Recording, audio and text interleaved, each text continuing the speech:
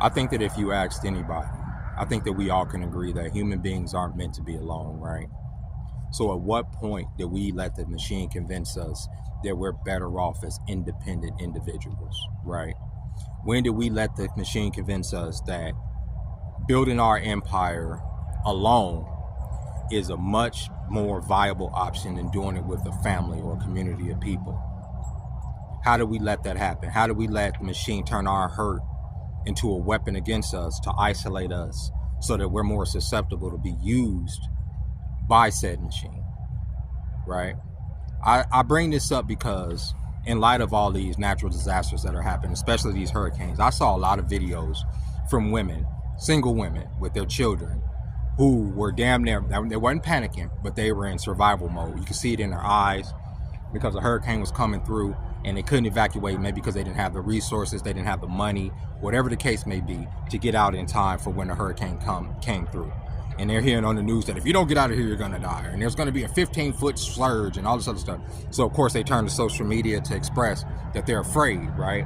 And I feel bad for these women, but at the same time in the back of my head, I'm like, where are the men in y'all lives, right? Where are the men to help y'all get out of that situation? Where are the men that have instincts enough to know to say, let's get me and my family up out of here? And I'm not saying that there are not men with their families in these situations that have sheltered in place and are still in danger and don't have the resources either, but at least I feel that if you as a lady and your kids have your husband there, you feel a little bit more covered. See, the thing is, the machine has convinced a large portion of society that the government and the state is where you go for protection, and that's never been the case. From the very beginning, when there was nothing but darkness that covered the land, and behind that veil of darkness, there were animals and monsters and fangs and claws and teeth that preyed upon mankind. Mankind knew that together as a society, man and woman, we had to stare into the abyss to drive away that darkness, to keep them away from our children, to keep them away from our crops, to keep them away from the things that we love. And for thousands of years, that functioned, right? But then the machine became this technological nightmare that connected us all through the internet and through the social apps and everything that binds us now, right? And it controls our way of thinking. It controls our mindset. It controls, how we interact with each other. And that's why over the last few years, there was these big pushes for, divesting from men or divesting from women or the red pill and all this other stuff. It was to isolate us so that the machine, when it was ready, it can divide man into all of these different categories and ultimately cull off the categories that it didn't want, that it finds to be undesirable. That's what I believe. I believe that everything that is happening for a reason. I believe that we're in a tribulation, and that to survive this tribulation, we're going to need each other, man and woman. You know what I'm saying? Child and parent. But the machine has turned us against each other purposely, right? Driven a wedge through us purposely. I believe that society has been to this point many times before. I don't believe that this is the first time we've been technologically advanced. I don't believe this is the first time society has been connected across the world. I don't believe that. I just don't believe it at all. I believe that we've come to this point many times before, and every time we come to this point, we allow the machine, or whatever the machine entails at that point. It could be the Roman Empire. It could be the mud flood that took out the people up that used to be Russia. Oh my God, I'm drawing a blank. But there was whole societies that existed here on the planet Earth before, technological societies that existed on the planet Earth before this time. And at some point, they got too big for their britches and everything reverted back to the Stone Age. You know what I'm saying? That's why the pyramids existed. That's why there's technologies that, you think about it, any piece of technology that you have right now, your TV, your phone, your car, if you let it sit in this field for 100 years, it's going to degrade. Nobody in 200 years would even know it existed. So how do you know that they didn't have devices like this back in the day that binded them together to fight the darkness? But at some point, the machine used their connectedness against them to crush them, or some natural disaster to crush them, right? But like I said, I'm looking at these ladies saying, you know, I've watched one lady, she was making a life jacket for her baby just in case the flood waters came through. I'm watching another lady saying, I don't know what I'm going to do. I feel like I got 6 kids. I don't know. Like, how the fuck do you got 6 kids and not one man around? That is crazy to me. And there's flood waters and stuff. I'll be freaking afraid too. You feel me? And these natural disasters, you know, whether you believe in climate change or not, whatever they say, they're only going to ramp up because they're saying they're going to ramp up. So whether they're creating or whether it's their metrics based on the charts and the science and stuff that they're using in order to determine how these things come about, they're saying that it's going to increase in intensity over the next few years. Nothing is permanent. You understand what I'm saying? Here, you know, I've been talking about, you know, being homeless and all this other stuff for the last month. But here you have a whole state of people who are going to be facing homelessness now because of a natural disaster, because a hurricane came through, wiped their homes away, and there's no place else to go. Then there's another hurricane that came through and wiped some more stuff away. And then there's another hurricane that's going to come through and wipe some more stuff away. You know what I'm saying? So even if, you know, the first hurricane wiped everything away that they had before and they just stand in shacks, right? Now the shacks are going to be washed away by the flood. And I ask for all of these preachers that take the tithes and have these churches and these cars, where are y'all once these disasters are done? Joel Osteen, the Creflo Dollars, all of these big mega preachers that collect these millions of dollars that say that God is this and God is that and it's in his book and this and that and prosperity this, prosperity that. Well, a lot of those people down there in Florida that believe in a lot of that shit can use some of that prosperity right now. And like I said in another video, there should be, when there's a natural disaster like this, especially in a state like Florida where they know there's going to be hurricane season and the government is collecting as much taxes as they are from the people, there should be rest stops or bunkers or shelters on the side of the road up and down the interstate of Florida so that people can retreat to for emergency fuel, for shelter, just in case they're in a storm, you know, just in case the storm does pass through, that can sustain the blast of a nuclear bomb, that can sustain, you know, the winds of a hurricane. They have that type of technology, they have those type of structures, and they collect that type of money to build those things up and down that state, but they don't, because you don't give a fuck about the people. And that's why I always say when people try to bring up politics to me about either side, I'm like, why do y'all believe these people care about y'all when natural disasters and stuff show up and they're nowhere to be found? Y'all count on them because y'all been conditioned to give up y'all families and y'all communities, what has bonded us, what has kept us strong for centuries, for the state, for the powers that be, for the machine to be weakened. You know what I'm saying? We are at the mercy of them saying, oh, inflation means this. We're at the mercy of them saying, well, close your businesses. This, I mean, you know, because of whatever we released into the public. Oh, do this or whatever is going on at the time. We are completely at their fucking mercy. Even when there's a natural disaster, we're at their mercy. They're telling these people, get up and go somewhere, but where are they going? Where are they going when FEMA's denying aid? The $750 fucking dollars that they want to give American citizens to get to pull themselves up by their bootstraps to start over again. If y'all still believe in this shit, and when I mean this shit, this political system, y'all are crazy, bro. Y'all are crazy. None of these people serve the people. Everybody in Florida should be taken care of right now. There shouldn't be a thought of whether your insurance is going to cover some shit. There shouldn't be a thought of whether you can get your kids situated back so they can get back into school, so they can get their clothes, they can get everything. There shouldn't be that. Florida is a rich state. This ain't a poor state. We ain't talking about bumfuck Egypt here. We talking about the state of Florida. Where's the money? I'll tell you where the money is. They're giving it away to people. They're giving it away to other countries. They're giving it away to countries that I can't even name, because if I name them, this video is going to be shadow banned because they shall not be named. Because that's conspiracy. No, y'all are showing how much money y'all sending over to these countries, especially one in particular in the Middle East. Y'all sending all our goddamn money over there. And yet y'all can't take care of the people here. That's crazy work. But you know why they don't take care of us? Because we don't have community. What can we do? What power do we have against a machine to say, don't spend our money that way? They're going to do whatever the fuck they want to. Especially when our families are our own families, bro. Our own kids won't even talk to their own parents.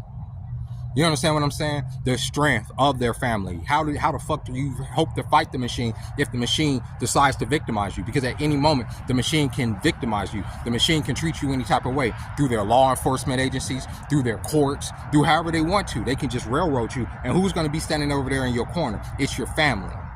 That's why it's important to have that, to have those bonds, to have that strength, to have that community. We don't have it. That's why so many people are depressed. Why do you think so many people are wanting to, oh, I don't know what to do, and anxious? All these people are anxious because they don't feel like they have a cover. They don't have no family, bro.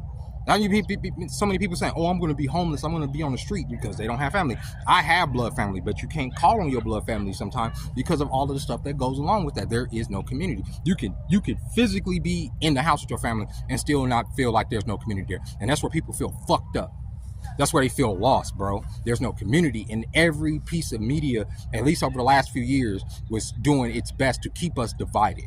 And then want to sit up there on the back end and talk about mental health. The reason that mental health is so fucked up is because there's no community. Young people don't know where to go on weekends to hang with each other and be around each other and rub elbows. I mean, it brings my heart joy to see the skate park back there, to see young kids come over here on the weekend and hang with each other, because it's something that they could do for free without having to worry about money. And it should be all over the place, not just in a place like Vegas, not just in this city, not just around this city, but all over the country. There should be places for young kids to be able to convene and converge and to come together and be together and enjoy each other's youth without having to spend money. But everything is about capitalism. Everything's about spending money. Everything's about whatever, bro. Community, bro. We need more of it here in America. We just do. And that's why they're able to get away with what they're able to get away with. That's why when there's a natural disaster, people, you could stay next to somebody for 5 fucking years, never know their name. Then there's a natural disaster, and all of a sudden you meet your neighbors. You just now meeting your neighbors after 5 fucking years. I mean, that's where we are as a country. Y'all been in the same neighborhood for 5 years, never met each other until a tornado or a hurricane comes and just rips your house off the foundation. Then all of a sudden you realize, oh man, me and this person had something in common this whole time, and he was standing right next to me, didn't even know. That's how fucked up we are as a society. We're fucked, bro.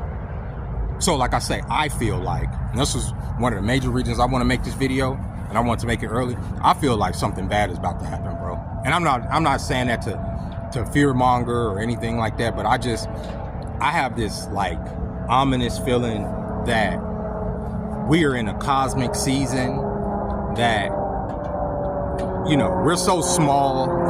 Think about weather here on the planet, right? You have terrestrial seasons, spring, fall, summer, winter, right? Those are the terrestrial seasons here on Earth. And we can like interpret them because it's within our lifetime, right? There's only, a season only lasts, every 4 months or so. So we're alive enough to see the seasons change here on Terra or Earth or, Gaia, whatever you want to call this planet. We're able to see the seasons change. But cosmically, we're too small. We're like ants to see the seasons switch over. Cosmic season. So in this new cosmic season that we're entering, there's a lot of uncertainty, right? There's a lot of feelings. There's a lot of things that we need to navigate, and doing it individually just ain't it. Look at this economy, bro. They're breaking us in every way, shape, and form, because by a certain year, by 2030, we are supposed to own nothing, and we're supposed to be sedated enough to be happy about it. And we're getting to that freaking point, people. We're getting to that freaking point. They don't just tell us stuff without having plans of implementing it. They don't just tell us stuff without already starting the plans before they even let us know. By the time we even hear what their plans are, operations are already underway, right? So when they started telling us about their plans for sustainable living, the future, climate change, yada, yada, yada, and how they plan on having us live after 2030, as far as like having electrical vehicles, 30-minute cities, the way we're going to be eating cicadas and bugs, and how they want us to give up beef, how they call us the Anthropocene being the disease on the planet Earth, and how they believe this is their real religion, and how they want to get rid of man, and they, who are they? They are the proprietors of the machine. They are the ones that drive the engines. They are the ones that drive how the gears rotate, us being the gears. You understand what I'm saying? And right now they feel that they can replace some of these cogs with artificial intelligence and machines that won't complain, won't go on strike, won't ask for a raise, won't ask for human rights, and we're on the cusp of that. So what do you do with all of the other cogs that have existed for thousands of years? You get rid of them. And if everyone is divided, there's nothing that we can do to stop them. And we're divided. we're not together. By the time we realize what is going on, it would be too late for us to come together. It ain't no Avengers. It ain't no Superman. It ain't no Green Lanterns. It ain't nobody here that's going to protect us but us. That's all I'm saying. And so in recent days, I've been trying to tell some of the ladies in my life that to prepare for that. And in case everything goes down, in case the grid goes down, in case there's a natural disaster, some solar flare or whatever, they always just throwing out stuff. You know what I'm saying? There's always a panic button to push. And if any time that panic button gets pushed and all of the lights in society goes dark, the people in my life need to know how to find me. You understand what I'm saying? Because I'm one of the first people they're more than likely going to think about when shit goes left. So how do you get in contact with me if there's no phone? How do I know how to find y'all, but how do y'all find me, right? If y'all need to. What if everything gets wiped away, right?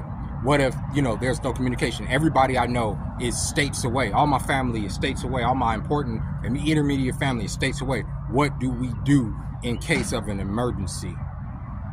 There's no community. We haven't had this conversation, and when I bring it up, there's never no concrete details of what do we do, what's the plan, what do we do. And I know it's for me to come up with that plan, but would the people in my life and in my family follow that plan in order for us to survive what's to come? Because like I said, I feel like something bad is about to happen, something big, something grand, something society resetting, something soul resetting. You understand what I'm saying? I believe that what's going to come is going to shake people's belief in everything that they've ever known, right?